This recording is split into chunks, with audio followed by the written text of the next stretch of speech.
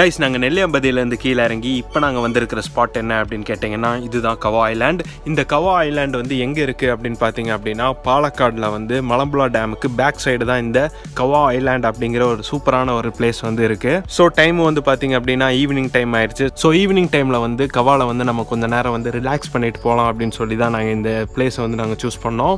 So வாங்க நம்ம உள்ளே போய் எப்படி இருக்குது அப்படின்னு சொல்லி பார்ப்போம். வாங்க கைஸ், இப்போ நம்ம உள்ளே வந்து செக் பண்ணி பார்க்கலாம். அங்கே கொஞ்சம் ஸ்வாம்பாக இருந்துச்சு, இங்கே வந்து கொஞ்சம் ட்ரையாக தான் இருக்குது. பரவாயில்ல. இந்த சைடு வியூ பாருங்க அப்படி இருக்குது அப்படின்னு. சூப்பராக இருக்கும் ஃபோட்டோஸ் எடுக்கிறதுக்கு. நல்லா இருக்குல்ல? இங்கே இண்டிபெண்டன்ஸ் டேனால கொஞ்சம் நிறைய கூட்டமாகவே இருக்குங்க. பரவாயில்ல, நிறைய ஜோடிகள்லாம் அங்கே இருக்காங்க. ஓகே கைஸ், வாங்க நம்ம உள்ளே போய் கவா ஐலாண்டை வந்து நம்ம ஃபுல்லாக பார்க்கலாம். அண்ட் கைஸ், இப்போ வந்து பார்த்தீங்க அப்படின்னா சன்னு வந்து செட் ஆகிட்டு இருக்கு. அந்த வியூ சூப்பராக இருக்குது கைஸ். எவ்வளோ பீஸ்ஃபுல்லாக இருக்குது பாருங்க. சுத்தமாக எந்த நாய்ஸ் பொல்யூஷனும் இல்லை. என்ன பாசித்? சூப்பராகவே இருக்கு.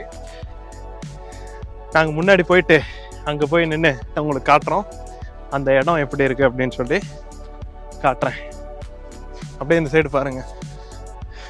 நமக்கு வந்து வாட்டர் வந்து கண்ணுக்கு தெரிய ஆரம்பிச்சிருச்சு. பாருங்க கைஸ், என் ஃப்ரெண்டு சந்துரு எவ்வளோ ஜாலியாக என்ஜாய் பண்ணிட்டு இருக்கேன் அப்படின்னு. சன்செட்டை வந்து படுத்துட்டே பார்த்துட்டு இருக்கேன் இந்த மாதிரி ஒரு கவா ஐலாண்ட் அப்படிங்கிற ஒரு சூப்பரான இடத்துல.